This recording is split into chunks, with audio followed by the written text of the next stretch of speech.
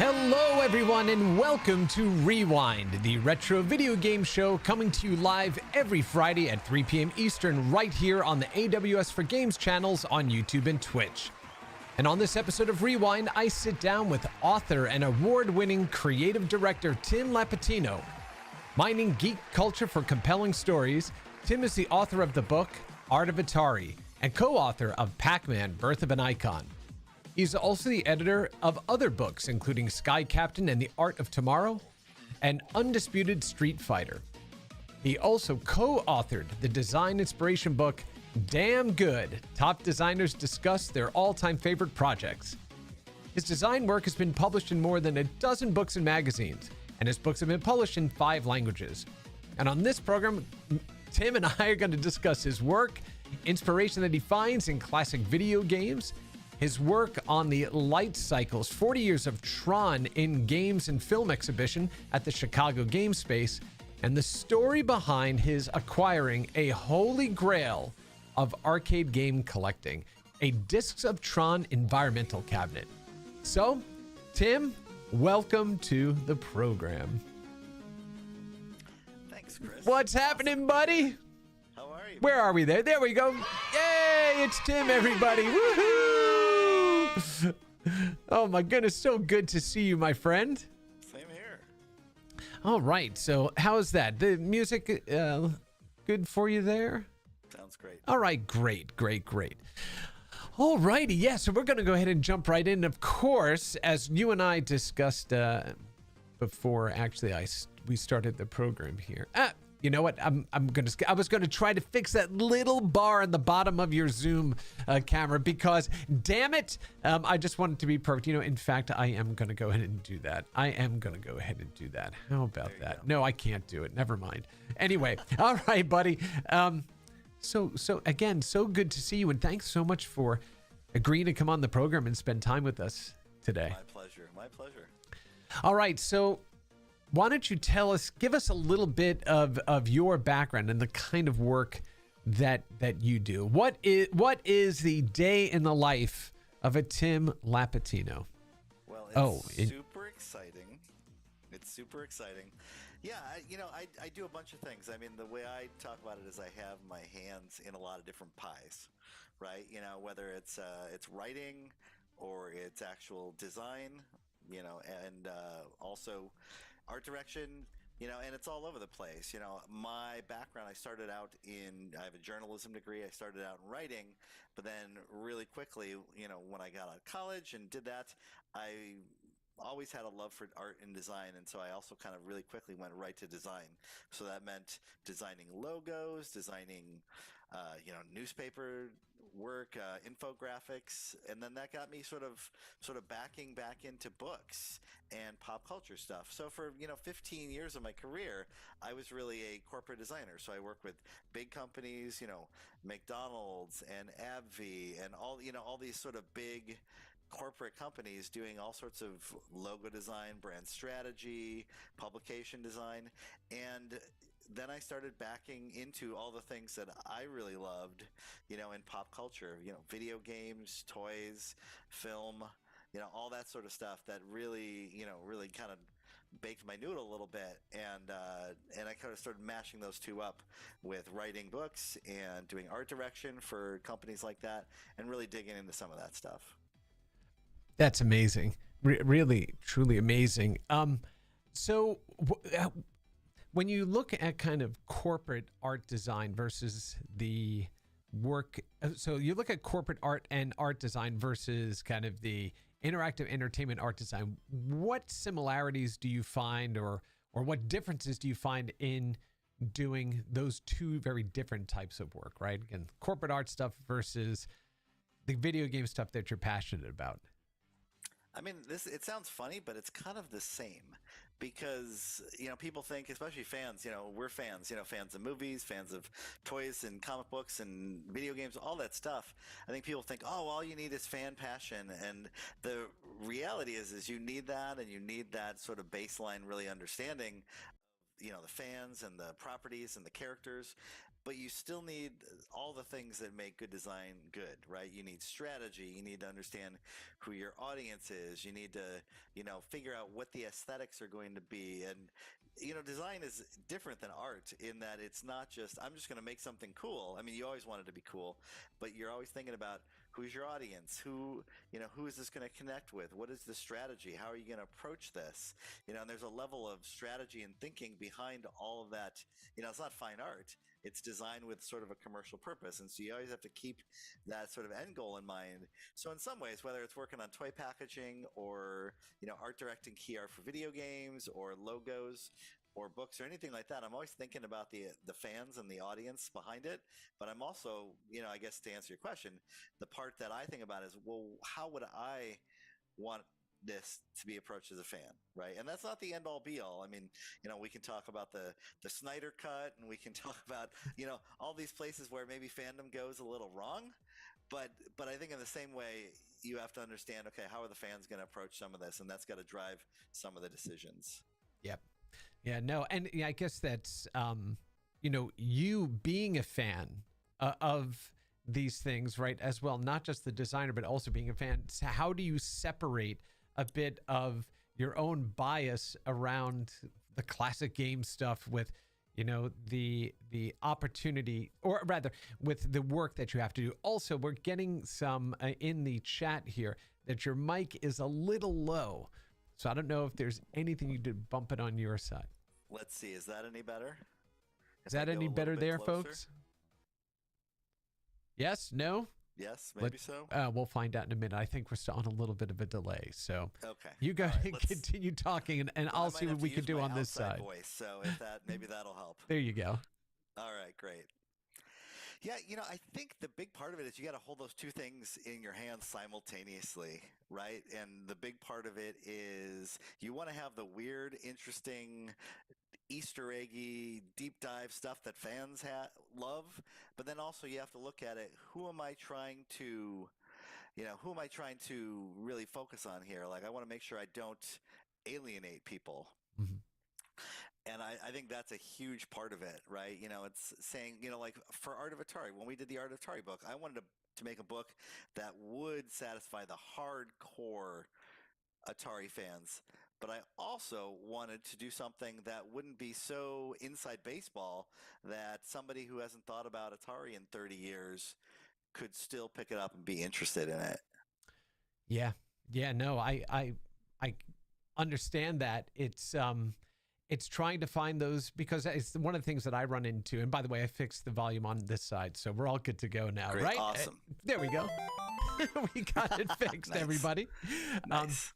So yeah, I mean, that's one of the things that in doing preservation work or doing that type of work, it's separating my own love, right, versus separating my own love of the content versus what really needs to be part of the narrative, right, of the project that we're working on. So I'll give you a perfect example. We did the Art of Video Games exhibition. One of my favorite systems of all time wasn't in the exhibition, and it was the TurboGrafx 16. I was going, oh my goodness, like, how do I kind of fit this in there? And then I realized, yes, for those that love it, it was fantastic, but it's still not the, it doesn't have kind of the same, broad appeal that, let's say, the Super Nintendo did. And so you have to make some of those compromises that balance the work that you're doing with your own personal bias and what you want to see. 100%. But I mean, the counter to it is also, what do you don't want to sort of move right to the middle so nothing's provocative. Right. And sometimes I think people do respond to that weirdness, and the oddness, or that sort of strange sort of outlier. I remember when we were working on Undisputed Street Fighter, the book about Street Fighter, kind of tackling the history. I wasn't writing it, I was editing it and art directing it, but I said, guys, I was looking at all the things we had. I said, one thing I absolutely want in here is a big, huge, full page picture of the Jean-Claude Van Damme terrible Street Fighter movie, and that it's terrible, no question about it, but it's also this weird, quirky touch point for people. And I said, the poster art and the key art for this is so awesome and so weird and of its time. Boom, we got to just get it in there big and bold. And everybody's like, Tim, this is garbage, but it was fun, right? And so that may not be a good movie, but it was a touch point, and it was like one of those things that I knew, like, okay, as a fan, this is part of this. We have to, maybe other people would like to sweep it under the rug, but also it's just fun, and you got to make sure that it's in there. So it can't be this super clean, sanitized, only the hits way of thinking about it, because I think that approach ends up being kind of middle of the road, right? And if you're not having fun and sort of touting the wacky craziness of some of these things, then maybe you should be working on gluten-free noodle packaging, or health insurance logos. Right. Exactly. And so you don't shy away from controversy, but you also work to kind of get the real meat of what it is you're trying to build across, right, and those messages across. So Yep. Awesome. All right. So okay, you talked about some of the work that you've done there. Why don't we go ahead and jump into actually your portfolio? Can we go ahead and spend a little time Sure. doing that? All right. So we're gonna swing on over here, and we're gonna go ahead and pipe a little bit driving music, as I call it, into our scene. And of course, I've gone ahead and made sure that I didn't blow your ears out by having the static that typically goes with television static up there. And here we go. We're right into your website, right? Which is, of course, as we showed before, timlapetino.com. So make sure you go there and check out Tim's work. And we're going to walk through a bit of that here. So the way that I first discovered you was through the Art of Atari book, right? And so that was, and we're going to go ahead and actually take a look at the actual book itself and discuss that along with another book that you worked on, which is just, oh my goodness, chef's kiss, beautiful, absolutely awesome. But let's go ahead and take a look a bit at your portfolio here. So of course, Art of Atari, here's one of your corporate pieces, right? Old Line Spirits. Mm-hmm. And then I Am 8-Bit. So doing that work with our good friend John over there at I Am 8-Bit. Can you talk a bit about the work that you did with that art collective? Yeah, this is going back a ways now. I mean, I think we're talking more than a decade. So my business partner at the time, Jason Adam, who incidentally is also the one who designed both Art of Atari and Undisputed Street Fighter. So we've collaborated on a great many things. But he and I developed the I Am 8-Bit logo with John and Amanda at I Am 8-Bit, and it was more than a decade ago now. But they were already kind of established in this sort of video game experiential art show marketing, all that whole ball of wax that they really sort of pioneered, and they really wanted to kind of lock it down and do something awesome and creative and interesting. And so they came to Jason and myself, and we developed that I Am 8-Bit logo, which is now, I mean, they're really known for it. I mean, and it was funny. I think this was a year ago. I was watching that Rescue Rangers movie, and they're running through the convention. And as we saw, a little Easter egg, they run by an I Am 8-Bit booth, and there was our logo on in a movie. So that was pretty fun. And my kids are like, "Dad, why do you keep pausing it?" And I'm like, "Did I just see what I saw?" So that was fun. I mean, John and Amanda are some of the most creative people that I know, and they really just blaze trails in terms of how people think about, brand experiences, art experiences, video game, and they've done so many great things. And I've worked with them, on different things over the years. But that was a lot of fun to just think about, how do you put video games into a logo that that isn't just all about inside baseball video games where it's not pixels and everything, but really is something that could be on the front end of a entertainment company, which really is what they are. Yeah. Right. No, absolutely. Absolutely. And they got started with, their art books. I remember the real famous picture of the Miss Pac-Man grenade, right? That was the one that kind of established the vibe that they were going for back then, right? Really the juxtaposition of this, icon in the game space with, a grenade as an art piece, right? It was pretty weird and amazing all at the same time, right? Certainly caught your attention. So, all right. So you, I didn't realize that you had designed the I Am 8-Bit logo. That's pretty awesome. So I see we also have a couple of watch bands in here, and I have the Pac-Man watch band that you designed with the watch faces there. Do you want to tell us a bit about the work that you're doing on the watch bands? Okay, here's the Han Solo and Carbonite one.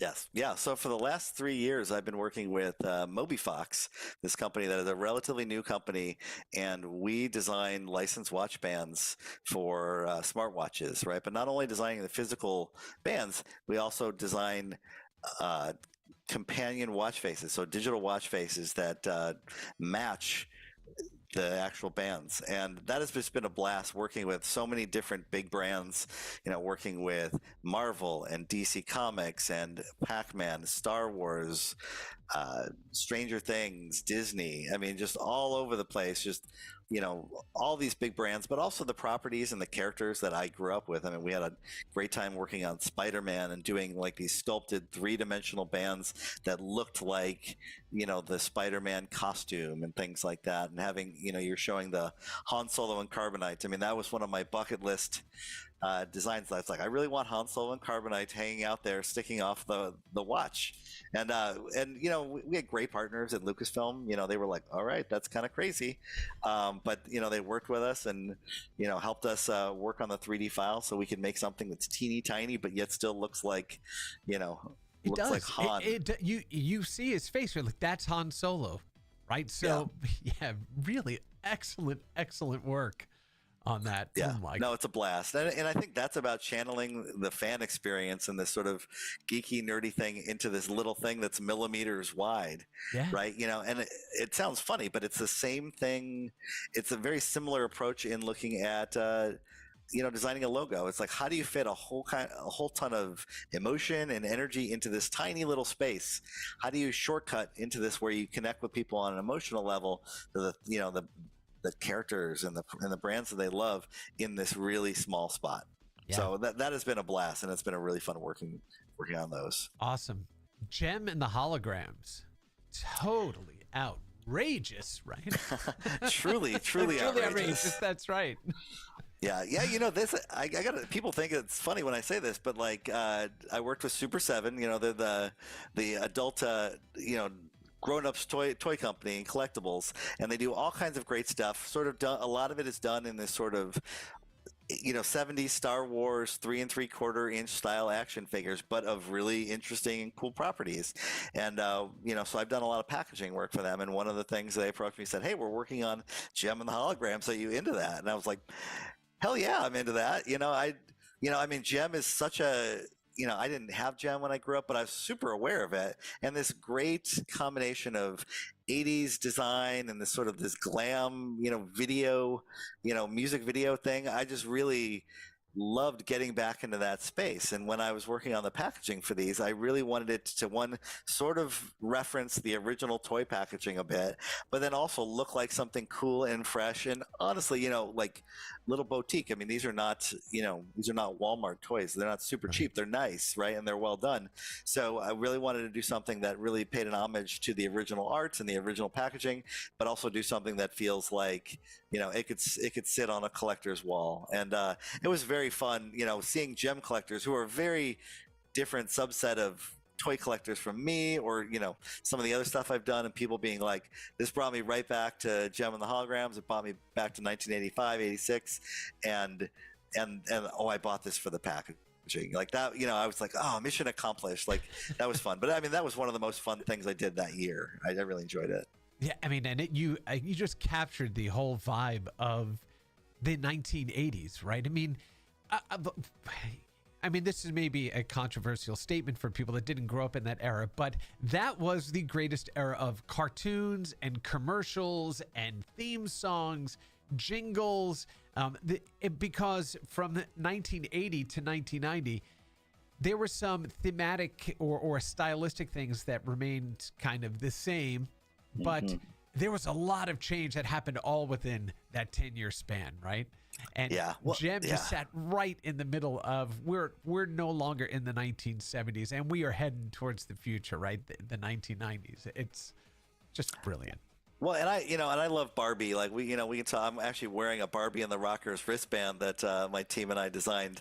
But like Gem was this upstart thing where it's like it took.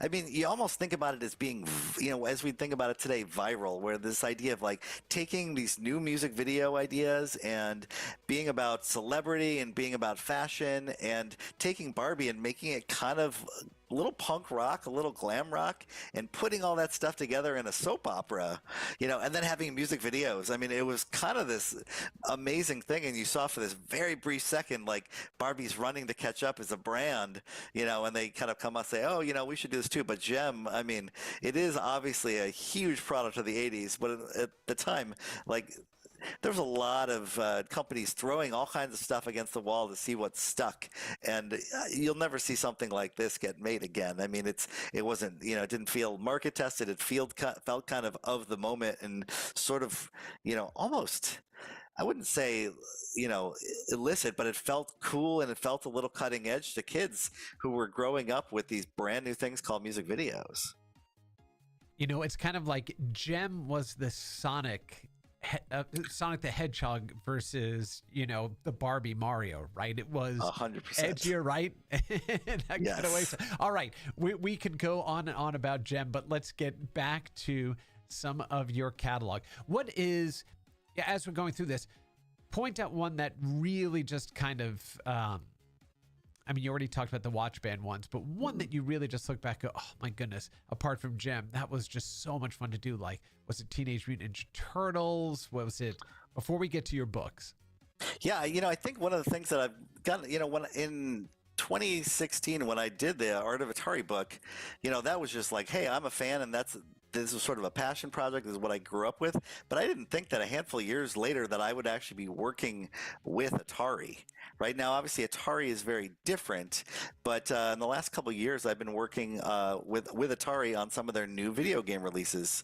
So, I've got a chance to work with them and the guys at Digital Eclipse on the Atari 50th, which was super fun. But also, working on, new games like Aka R that they put out. Yeah.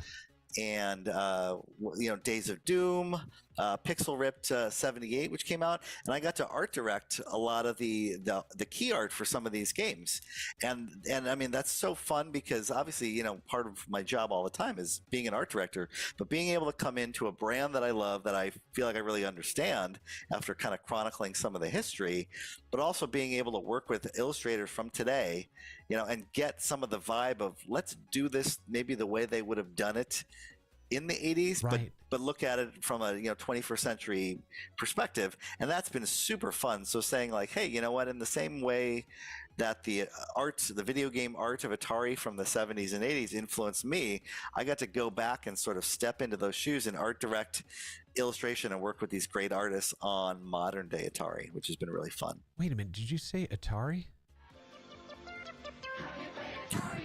Oh my goodness, where did that come from? Out of nowhere. It's almost like he planned that. That is a permanent button on my soundboard here, so as well as the Donkey Kong jump, right? So yeah, we're actually going to go ahead and talk about that as well. And yeah, the work that you did in the Atari 50th, right, the anniversary celebration, amazing. And we, really good friends with the folks over there at Digital Eclipse. They're doing amazing work. You have to make sure you check out the new making of Karateka or Karateka, however you pronounce it. It's an incredible new release from them coming out soon that I hope everybody goes and checks out. Okay, so Tim, you've done kind of I mean, you've worked on a whole variety of just awesome properties, from video games to pop culture to icons. And then you also do work with museum spaces and exhibition spaces like the Chicago Gamespace. We're going to talk about that in a moment as well. And actually, before we go on to your books, let's go ahead and get that one out of the way too.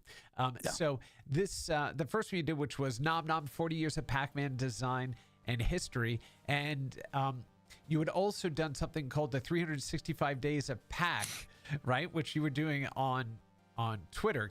Tell us about that real quickly.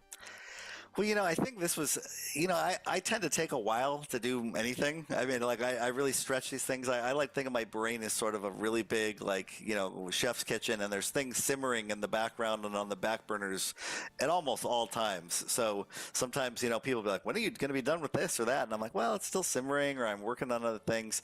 But, I've always been interested in Pac-Man because basically, I'm of the age where Pac-Man was around when I was very small. It's hard to remember a time when Pac-Man wasn't a thing in my life. And, it all really started, I went to, this was several years ago now, went to my kids' the sort of take your dad to school day, and I was talking to these first graders about, what do you do? I'm like, well, I write books about video games. And I said, well, who knows who Pac-Man is? And all these first graders, these 5 and 6 year olds they all raised their hand. And I was just like, I was kind of blown away by that. I was like, how do they know what Pac-Man still is? And it just got me thinking about Pac-Man as an icon, as a pop culture, as a pop culture being, not just a game.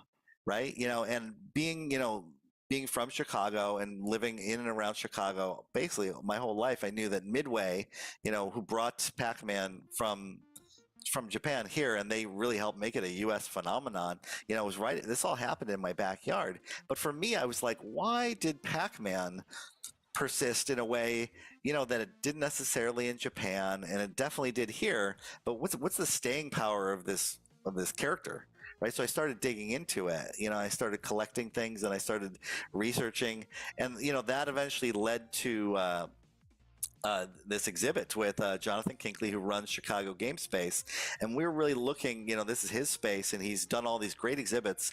And for me, I was like, I want to do a local story, something that really connected us to Chicago, which, totally made sense because Midway was right outside of Chicago, in the 70s and 80s. And even before that, Chicago was the center of jukeboxes and pinball. So it really was ground zero in some ways. There's Atari, you got Atari in California, you've got other things going on the East Coast, but a lot of crazy stuff was happening in Chicago with video games in the 70s and 80s. And so we wanted a local story, but we wanted something that sort of was, evergreen. So we talked about the history of Pac-Man. So for the 40th anniversary of Pac-Man, we talked about mounting an exhibit, and we really wanted to be a playable exhibit. So we had all sorts of Pac-Man arcade games. We had the Pac-Man, pinball machine. We had all these different games that you could play through the history. And that's Jonathan's great idea, is not just having, objects or, sort of look but don't touch. We always wanted to have original games so you could really get a sense of what it's like to play through the different versions, right? So we had the Atari 2600, we had Mr. and Mrs. Pac-Man, we had the original, we had, the Miss Pac-Man arcade machine, all that great stuff. And we got a great response from that. I mean, you can see they put us on the Chicago Tribune, which was kind of wild. But in the middle of that, I got approached to work on this book about the history of Pac-Man. And for me, I love video game history. I think it's really interesting, but I also love pop culture.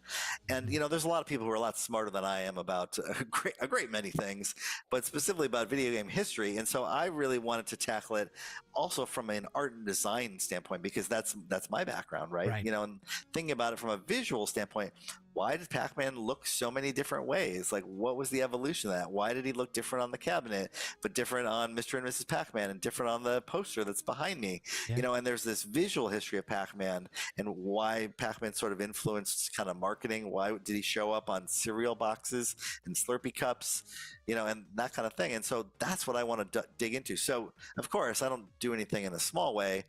I decided it would be a great idea to spend a whole year doing, delving into every bit of Pac-Man. So I tried to play, on my Twitter and Instagram, 365 a Pac.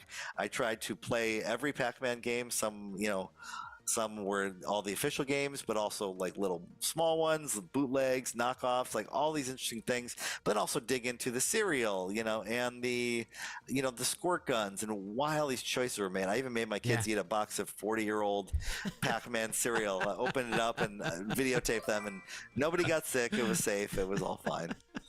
Well, yeah, I mean, that cereal with its coating was designed to last, 50, 60 years. So that's not a problem.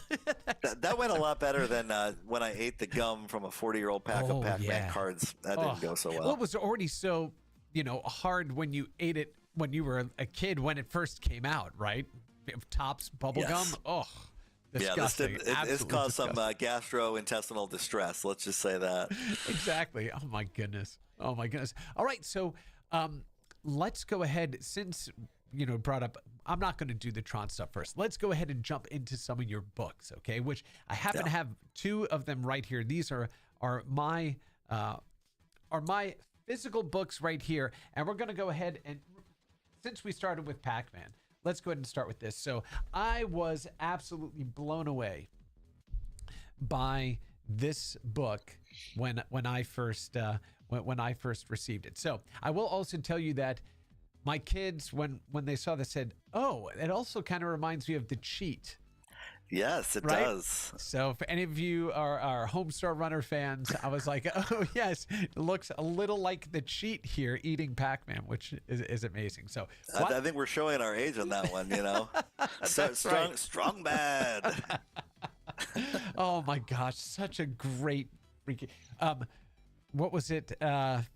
Dangeresque 3, the movie that they did, and the last song is "Tonight's the night for feeling all right, riding in our Corvette and feeling all right." Today is all right for tonight. That was the name of it. Today is all right for tonight. Captain Andy Pants also mentioned non-nutritive cereal varnish. Thank you for that vacation reference. That was fantastic. Okay, so let's talk a little about this non-cheat but Pac-Man book. So when you first get this book and slide this out, tell us what it is that we're actually seeing on the so you're seeing the glitched screen when you hit the unreachable Pac-Man screen. And I mean, the short version of this is that the makers of Pac-Man didn't think anyone would get that far. Yes. Right. And so when you get to, level 256, the game's memory, I'm not technical, so I'll explain this in a weird way, but basically it starts dumping the memory and then starts displaying it and the code on the screen. So it becomes kind of an unplayable mess when you get to this point of the game, which is super difficult. Yes. But we really wanted to showcase, like, hey, this is one of those things that was unintentional, but just added to the lore of Pac-Man. Yeah. Right. To reach this crazy level. And it was very interesting. Like, this is one of those things that now that we have YouTube and we have emulators and, people have MAME and all these ability to like really look into the code of a game. People were finding this out, in 1982. In 1983, and you see weird video game. You see newspaper articles of this person was playing a game for 3 hours and then it freaked out, and they would attribute it to all these things. The game got mad or it overheated, or like all these speculative things that Namco and Midway just they were like, we don't know what's happening here. Maybe that's a one-off, but it turns out it's this repeatable, it's not even a mistake because just no one thought that players would get that far. And I guess never underestimate video game players. The tenacity of the video game player. I'll also show you here. I don't know if you're going to be able to see it, but I have the glitch watch face that you designed here as well, right? So definitely go ahead and check out that Pac-Man wristwatch. Okay, so then opening up. So this is still, a case here. It's got the nice screen on the back here with Pac-Man chasing the ghost monsters. And then you take it out and you have this red packaging, which is actually an insert that included a copy of the Buckner and Garcia Pac-Man Fever in this beautiful Pac yellow color. Absolutely gorgeous. And it's a really good weight too. It's not a cheap, pressing, right? This is actually, this is a legit pressing of the song. How did the Buckner and Garcia? I mean, obviously, that song was a chart topper when I was a kid. It was played at roller rinks and and everywhere. But how did you get kind of connected to Buckner and Garcia to be part of the project? I mean, surprisingly, it wasn't that hard. I mean, so Jerry Buckner, we reached out. I mean, to back up, like, you can't really talk about Pac-Man as a cultural phenomenon without talking about that song. Yeah. And I think people who were not born in that era don't realize that was like serendipitous. It was not a planned marketing activity. It was a couple of guys, Buckner and Garcia, who were really jingle writers, and they were like, hey, this would be a fun thing to do, and we could show people how, like, hey, we're great songwriters, and here's us showcasing this. And then it just managed to hit at the exact right time when sort of arcades were getting to be a big deal in the mainstream culture, and kids were like, hey, this is singing about what I do when I, after school, I head to the arcade. I've got a pocket full of quarters. And so it's just this great cultural moment. And these guys, ended up, getting gold records. They sold tons of copies of this. And I think, to their credit, Midway, here in Chicagoland, and also Namco, Bandai Namco at the time, didn't stand in the way. I think they were just like, well, this is kind of weird, but let's roll with it. And it brought all sorts of attention to the brand. So for me, I was just like, what can we do that's something special that people, who really associate with Pac-Man, other than just, we could do another art print, or we could do something fun for this special edition. But what can we do with Pac-Man that we couldn't do anywhere else? And I said, you know what? This song has not been reissued in vinyl, so let's go ahead and do this. So that was my idea. Now, obviously, making it happen, there's other smart people who were involved in this, but our publisher, Cook and Becker in the Netherlands, and I don't know if you guys know this, but there's a kind of a vinyl. It's not a shortage, but it's actually pretty difficult to get records pressed these days because they're very popular now. Yeah. And so you got to get in line. But luckily, there was a vinyl plant in the Netherlands that was basically down the street from our publisher, and they were able to go ahead and we got the rights to the Buckner and Garcia song and pressed it on vinyl. And I said, well, it's got, obviously, you guys, it's got to be yellow, right? It's just, that's the only thing that makes sense. And so I was able to cross that off my bucket list. It's like, okay, I helped to make a record. Amazing. So that was and really fun. Here's the other thing too, as we jump into this book, is it's important to remember that when Pac-Man really made its way into the world, we had never had a video game icon like this before. Something that was kind of this tabula rasa for anybody that would step up to play, because, it was Pac-Man, but it was really just without identity. It spoke equally to men and women, to adults and children. And so they were just trying to figure out what this actually meant and how this fit kind of into the overall zeitgeist, right? And how we would appropriate this. I remember Pac-Man lighters, Pac-Man bed sheets, Pac-Man cereal, and trays, and underwear. Pac-Man women's underwear. Everything. I mean, yes. Well, and I think that's the fun thing about this time, because now, and I do this all the time, right? So I work with companies who license their characters, whether it's Chewbacca or Stranger Things, and you get a style guide for, like, here's what Chewbacca does and here's what he doesn't do. Here's how these characters operate. Here's the world. Here's what they say and they don't say. Barbie wouldn't do that, but she might do this. Pac-Man, it was the Wild West. They were just excited that someone wanted to license Pac-Man. So the idea that there wasn't a storyline at first. There wasn't a whole lot of, there was an extended family of characters. There was no world building.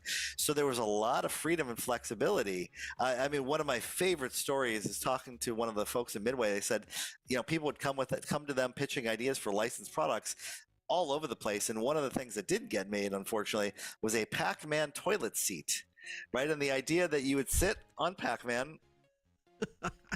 I mean, you can fill in the gaps here. I mean, kids would sit on, and the guy I talked to, who was a Midway employee, he took the prototype home and toilet trained his kids on it. What? Yeah, I mean, he used it. But I mean, that's just loads of scariness. I mean, like, what does Pac-Man do? He's open his mouth and he's going to eat your poop. Yeah, exactly. Right? All right, we're going to move past Pac-Man, that lovely fish we've now just parked in the back of my brain there. You're love welcome. this. Thank you, buddy. I love this, the I Love Pac-Man icon there. And then we're going to go ahead and just flip through just real quickly just to see, I mean, really, it's just incredibly lovingly crafted, this book that you all created. And you really do cover pretty much everything that Pac-Man was involved with. I love that, as you mentioned, you come in to see where people were playing Pac-Man when Pac-Man first made its way into the world, but then on the different systems, right, at home in different places. As we were talking about, it spoke equally to adults and to kids, to men and women. Here we go. Pac-Man birthday cakes. Yep, everyone had a Pac-Man birthday cake. Yes. Pac-Man costumes. Oh, yeah, look at this. A different Pac-Man. Everybody trying to do this, with their homemade Pac-Man attempts. And so you cover the start of Pac-Man, its cultural influence, the rise of video games Japan, and how influential Pac-Man as a character was for establishing Japan as kind of this, this growth, engine for what video games were going to be.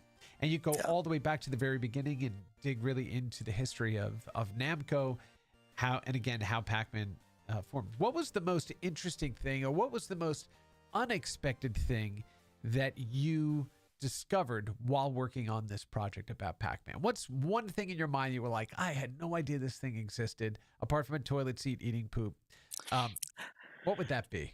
Well, I think the early history is decently documented, so like we wanted to make sure we covered that, but also dug a little bit deeper, and my co-author, Arjun, really did an incredible job, connecting with, the folks at Namco, and Iwatani, and really talking about that stuff. But I think that for me, there's always somebody who's tied with a question, and my question was, why did this happen? Why did it, Pac-Man was a modest hit in Japan, and then audiences just moved on to new games, right? But in the US, Pac-Man just kept going and going. We had all these sequels, we had all these spin-offs, all these interesting things. We had a cartoon, it was this uniquely American, phenomena. And I wanted to go back and be like, well, somebody had to be driving this boat, and it was Stan Jarocki at Midway, and he really was the VP of marketing, but he championed this game, and he saw it when other people were like, I don't know, it seems weird. It seemed very it didn't seem very Western. It felt like a Japanese game at a time when that wasn't always a positive thing. Right. Yeah. And, and he did that, but he also had the foresight to really let them open up the licensing. It started with one T-shirt, and it went into this crazy thing where now they're, they've got records and doing cartoons, and really turned Pac-Man into the first sort of crossover character. And I didn't know why that happened. I always start with a question, right? Like, why did this happen? Why did these things persist? And Stan Jarocki was at the the center of it. And so getting to talk to him, he's in his early 90s now, but when I got to talk to him, he was correcting me. He's like, no, this is true. This is the way this worked. And he just had so many great insights, but also just fun stories about how these guys, they were hardworking video game guys, and they were surprised by the success as well. But when they saw the opportunity, they jumped on it. And one of the stories I love is Stan Jarocki had a gold Pac-Man ring made for himself, to kind of celebrate. He brought a bunch of gold to a jeweler, and they melted it down, and they made him a ring that had a diamond, I think it was a diamond, of Pac-Man eye. This is not a licensed property, Sure. It's not a licensed thing, but he had it made as sort of this celebration, because Pac-Man and Miss Pac-Man basically built that company in that era, and it was just an unbelievable success. So that was a way to celebrate. And just hearing those stories that these were people who put their pants on one leg at a time and were figuring this out. There was no magic sauce, and but they saw an opportunity, and they jumped on top of it and rode it as long as they could. Yeah, one of the things that we've talked about before is when Pac-Man came to the West, most video games at the time were about annihilation. They were xenophobic. There were all these sorts of things that were going. Then here comes this candy-colored musical intro with these interstitials between every other level, and we had never seen anything like it before. And I think that is really the point when we started to see the mascot or the character-based game really start to take off, because it changed the way not only designers, how they thought about the medium, how they thought about the art that they were creating, but it also changed the perception of video games in the public eye, that this is something more than just these things sit in the corner of a bowling alley, next to a pinball machine, right? It really established character, established some sort of narrative and a framework and equal footing for people to be able to come together and play. I also love the fact that Rally X, when it was shown at the American Amusement show, right? The big arcade show. Yep. That was actually voted the game of show, not Pac-Man. No. Pac-Man took it over by storm. I love Rally X, especially new Rally X, one of my favorite games of all time.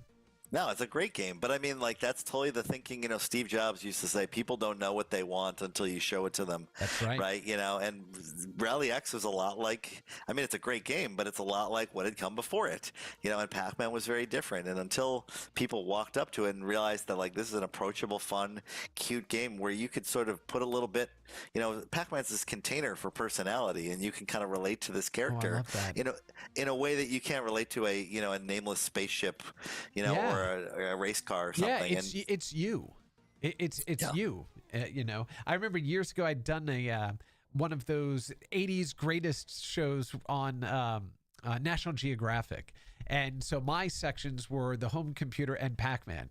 So it was me and a bunch of other, folks from the industry kind of talking about that. And we did, describe, the ghost would move different speeds and they'd have different ways of trying to attack you. You're trying to figure all of it out and what did it all mean and all that kind of stuff. It was pretty amazing. Well, and I think it's fun that Pac-Man is simple. Like, there's a complexity going on. There's Stan Jarocki, which is an awesome perm, by the way. I mean, it's just that straight up 1980s perm right there. Amazing. There. But I mean, Pac-Man has this super amazing complexity, and the algorithm they built for the ghost and all that stuff is very complex.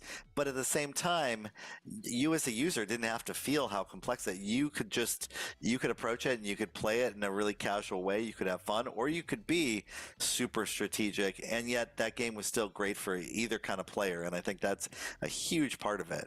Yeah, no, absolutely. Well, this book is absolutely incredible. And this is not, just a coffee table book that you pick up and flip through every once in a while. This is something that you can actually do and go along this journey, right? That Tim and Arjun created to really understand its place in time, how it impacted the world, how it impacted popular culture, the types of things that grew out of this. Just really, really amazing. So I love this book. I have not gotten through the whole thing yet, just because it is so dense, right? But I just absolutely love going back to this and seeing what you put together. So this is the Pac-Man Birth of an Icon book. Definitely go ahead and seek this out. And just a really incredible set of work that you've done. All right, let's go ahead and jump in quickly to The Art of Atari. Now, different era and different medium or different necessity of the art for the games of that time, right? So one of the things that we talk about in preservation is in this era, you needed this elaborate and lush artwork on the front of the box, because when you're looking at Missile Command, as depicted right here and right behind me here, then when you go to play the game, you go, oh, that line coming out of the sky is that missile. Yes. Right? In those little turrets at the bottom are these folks trying to save the planet. So tell me what was the inspiration for putting this book together and how did you get started with it? Well, again, like I said, for me, it's always about, like, I'm really curious. I'm just that way. And I grew up with the Atari 2600.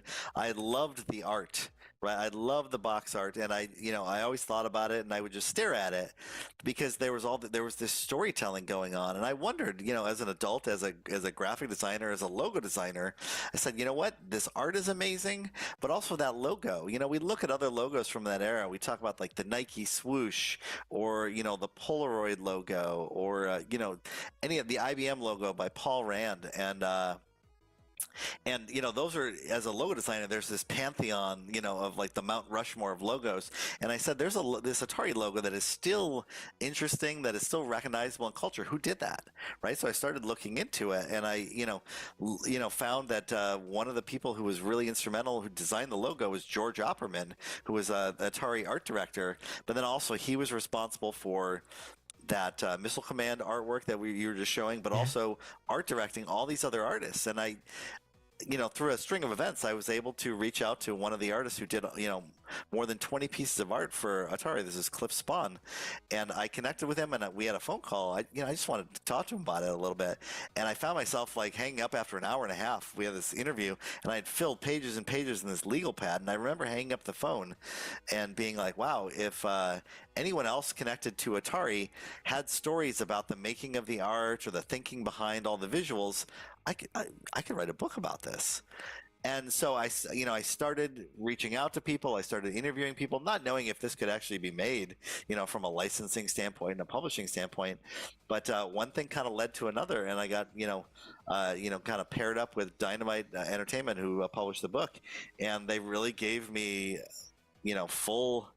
They said, hey, go ahead, and do this. But the challenge was we were working with Atari, but this is, Atari many steps removed from the original Atari. Sure. So all the art and the, the assets and the archives that, some companies that have that chain of custody still have, well, none of that existed. So everything in this book, everything, like every single piece of art was sourced either by me or people that I've connected with. And we found all of this stuff from museums, from collectors, from, from some of the artists themselves, so that we were able to build a visual history of Atari through this and, really provide a, sort of a book archive of all, this art and design of this company and kind of capture what it was about. Yeah. And what I love too is that the artwork here cements it specifically in that era, from the choice of colors, fonts, layout, design, the ambition, right, that some of these images had. I love this one here because, this one, let's see, where was it? I think I was going to say it could be at home in a, pardon me, metaverse ad today, right? Yes. Update the headphones a little bit, or maybe not, right? And there you go. Yeah. Well, and I think that some of the genius about Atari is, Nolan Bushnell was really good at hiring very smart people. Yeah. And unlike some of the other video game companies, that came later, George Opperman came from advertising and design. So he came from illustration. I mean, the same world, I'm in the same world that he's in, just, many decades later, and he came from that world. And so he was going to apply, illustration and advertising and, from these other places, from paperback novels, from movie posters, from corporate identity logos, and put all that into this. And that's why all this Atari art is done at such a high level, and it wasn't, it's hard for people who didn't grow up in this era to be like, what, I saw this box and then I played the game and I feel cheated. Like that's not how we felt, right? Video games were still so new. That's right. That you understood that you were still kind of playing the state of the art, but what the art did was sort of prime you for this storyline, right? So if you're going to play combat, you're putting it in your head that those are biplanes, those are tanks, you're stuck in the mud, or you're racing, the Indy 500, or any of those things. You've sort of connected the gameplay with the art, and there's a storyline that's being created in your mind. Right. And and that's what makes that art really powerful, rather than just being like an exact copy of whatever the renderings of the game look like. Yep.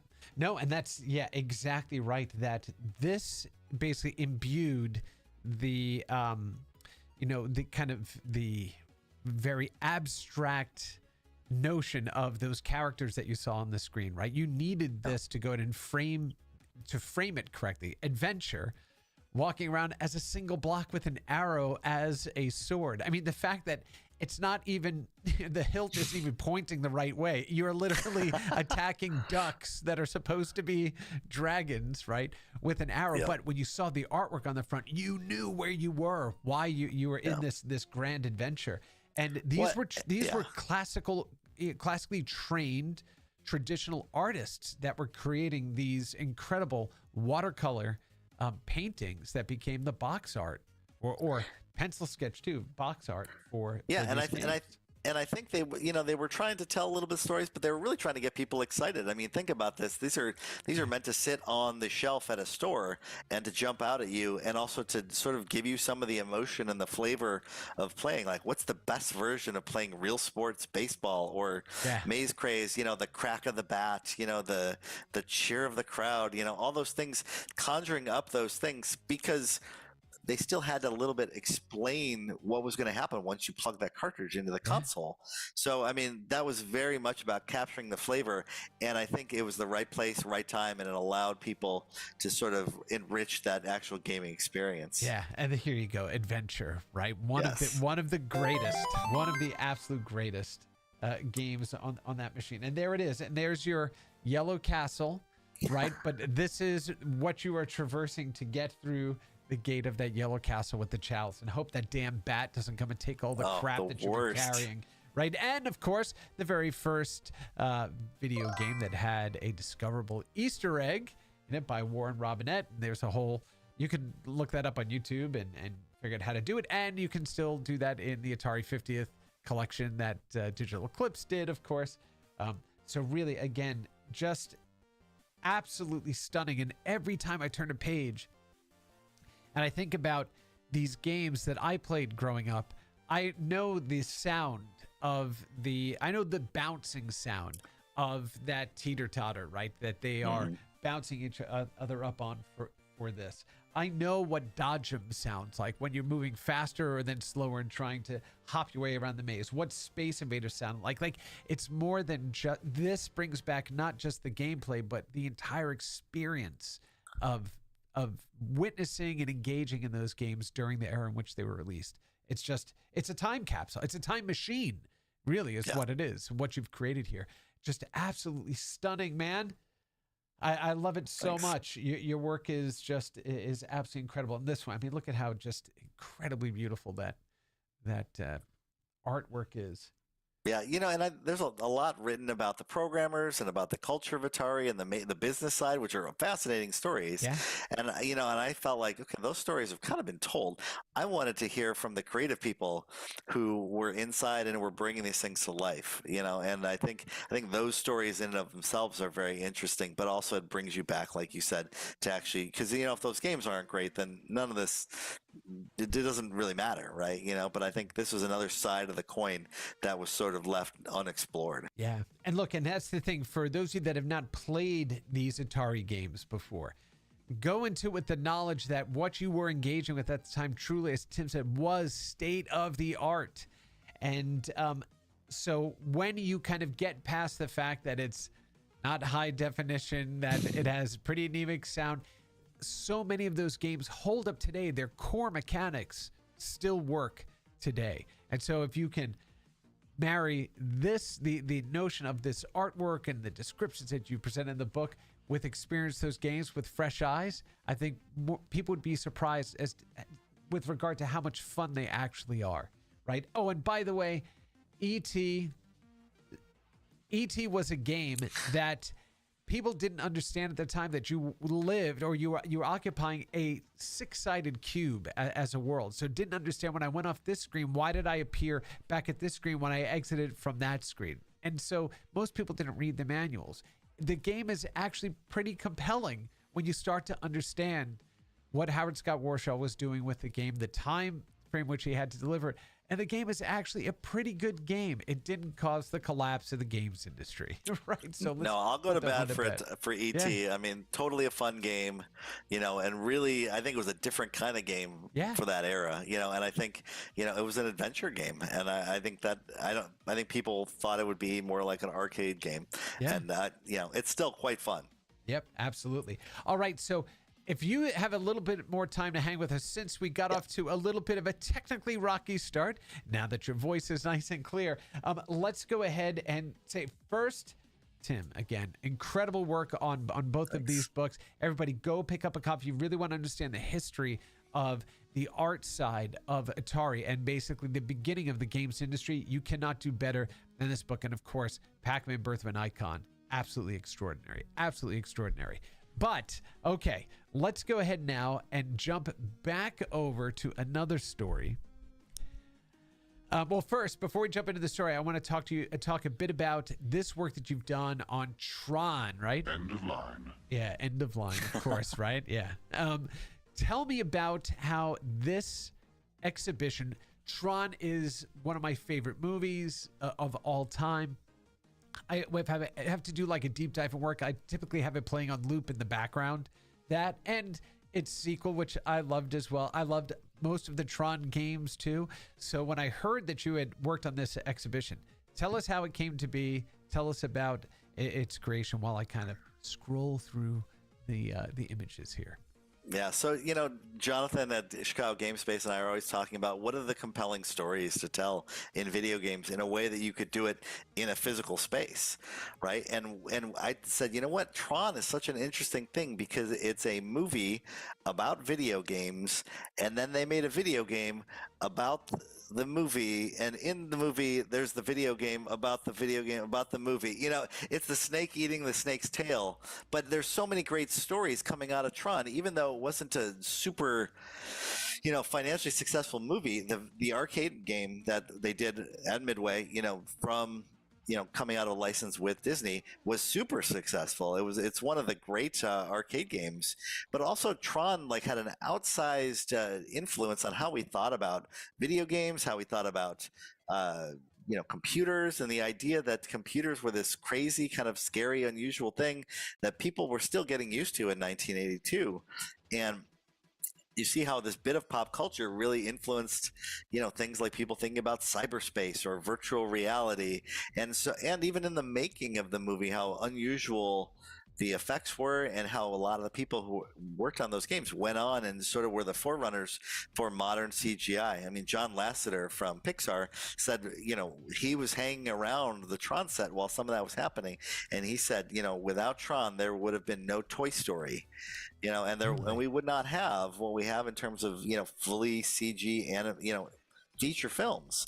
So Tron was this forerunner in so many ways. So you have this intersection of video games and pop culture and technology and computing and entertainment, and we really wanted to tell that story. And also, it's super fun to play a bunch of different Tron games, right? Sure So we had the Tron arcade machine, we had the Discs of Tron Environmental machine on loan from us. We had, you know, and this exhibit's still going on for another week and a half, actually, here in Chicago. So we had a bunch of, you know, archival stuff. We had, you know, also all sorts of merchandise and things like that, but really we wanted to be able people to be able to play through Tron again. So everything from the Xbox to the 2600 to arcade machines to pinball and television, you know, Tron cuts across a whole bunch of different platforms over a bunch of different decades, you know, and that's, again, playable history is what we wanted. Well, yeah, I mean, unfortunately, I'm not in the Chicago area, but if anybody watching is in the Chicago area, make sure you head on over to check it out before it closes. This is the closest you're going to get to the entire compendium of Tron and all of those materials and all of that artwork. So, okay, Tim, you also mentioned this environmental cabinet that you apparently now possess. So, without having to read through this whole article, which we first saw on the Arcade Blogger, I believe he's a friend of yours, and you now own this cabinet. Now, for those of you watching, this is kind of one of the holy grails of arcade cabinet collecting. And it's difficult to own in your home because it's what, about 7 feet tall or so, and it's 6'5", I think. Okay, 6'5", and you step into it. You're not kind of sitting; you're just kind of leaning in it and playing. It's all black light inside. It was immersing you in the world of Tron. You own this. How the hell did this happen, man? I mean, this is one of those things that if, you know, I was like, you know what, if somebody told me this story happened, I would be like, I don't believe it. You know, it's unbelievable. But basically, I was visiting my family here in the Chicago suburbs, and was hanging around with my brother, and my niece said, hey, you know, she knew about the Tron exhibit, which was going on, you know, at the same time. And she said, I was riding by my friend's house, and I saw this Tron thing on the curb, and I was like, Tron thing, what do you mean? Like an arcade game, like a machine? She's like, I think so. I mean, you know, she's a teenager, right? You know, and I was like, okay, let's get in the car and let's go see. And it was a super short drive, and we pull up and the cars barely stopped, and I let loose expletives that should not be uttered in front of my niece, but I couldn't believe it. Somebody is throwing away. Yes, exactly. We need the Qbert sound. It's like that's what it should have been. But this Disc of TRON machine, which is one of the, I know it's one of the holy grail arcade machines. This thing is just sitting on the curb, and the car wasn't barely even stopped moving. I jumped out. I looked at it, and somebody had put it out there for the garbage. And in fact, the garbage man had come by and wouldn't take it. There was a little note on there that said, if you want us to throw this away, you have to break it down. This thing's 700 pounds. Yeah. So it's not like they could lift it into the garbage truck, but they had tried. So I walked up to the house and I rang the doorbell and I, talked to this woman, and she's like, yeah, I'm getting rid of it. I don't want it anymore. I'm like, so I can just take it? Yeah. See, that's the look that was on my face all day. I was just like, what? And so she's like, I don't want it anymore. I don't think it works. There's some problems with it. And I'm like, okay. But it was in incredible condition. It was it's immaculate almost. But I called a friend of mine who owns Logan Arcade here in Chicago, and he's the one who loaned us the machine for the exhibition, which are super rare, right? And I said, well, you know how to move these. What do I do? That's him, Zesty. Yeah. And so he said, hey, get some furniture dollies, get some ratchet straps, and if you can pick this thing up and get them on the wheels, you can move it. And so we wheeled it, less than 2 blocks away into my parents' garage. I would have loved to have seen that, of these two guys just smiling the whole time, wheeling this giant Disc of TRON cabinet down the street, down the suburban street in Chicago. Yep, down the middle of the street. So it was unbelievable. And, I didn't think that it would even be complete, much less working. But after a few hours, and some help from friends, obviously, got it working. So it is actually functional. And I'm trying to finish restoring the rest of it. But it's an amazing shape. We believe that it came off the line and it never was in an arcade or anything, because it's so clean and it's all original. I mean, it's gorgeous. I mean, so it's even just looking at this picture, you can see just how clean the wire wraps are, the boards look. It doesn't look like there's any dust on it. It's kind of, I mean, it's almost museum condition. I mean, it's in such good shape.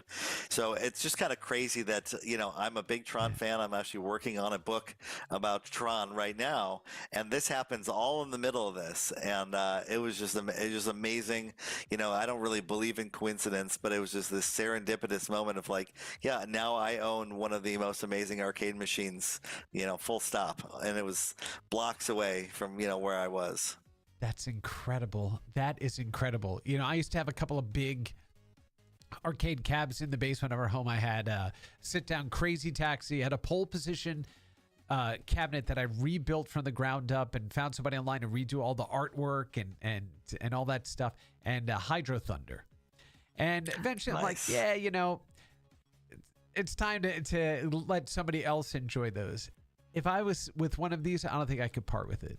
I think you're going to have to bury me in that, because that is just amazing. Oh, yeah, they're your kids. My kids, yeah.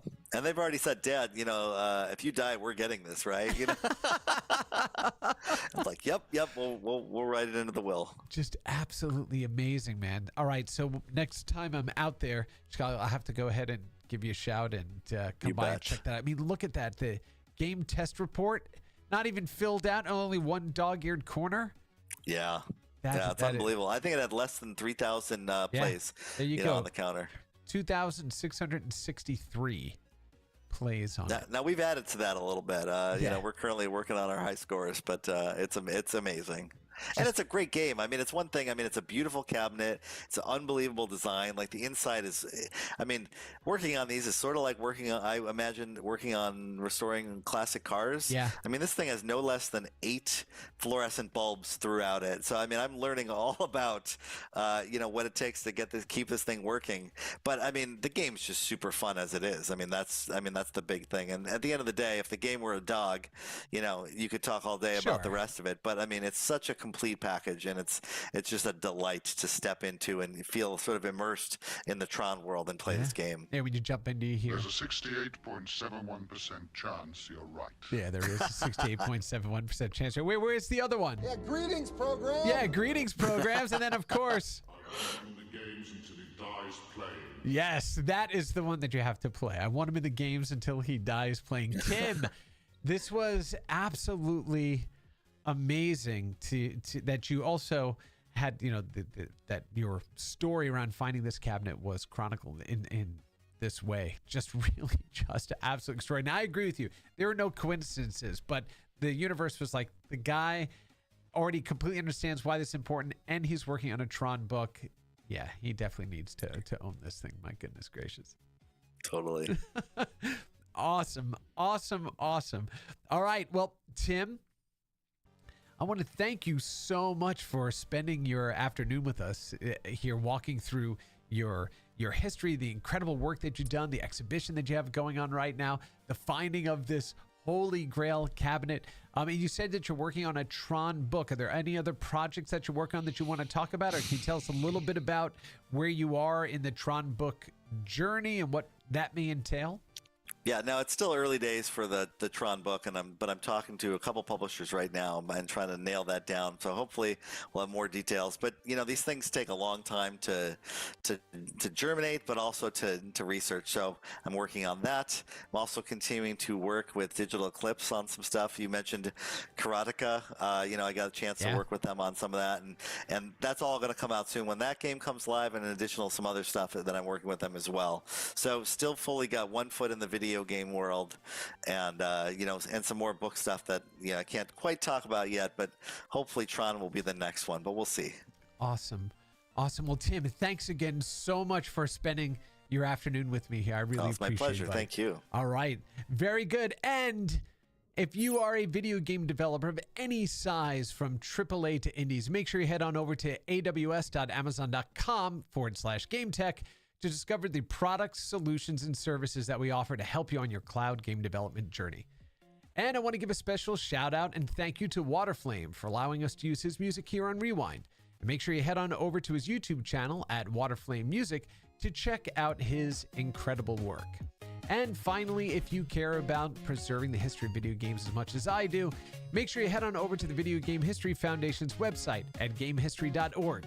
This 501c3 organization, of which I'm a founding board member, is doing incredible work to preserve the history of our industry for future generations.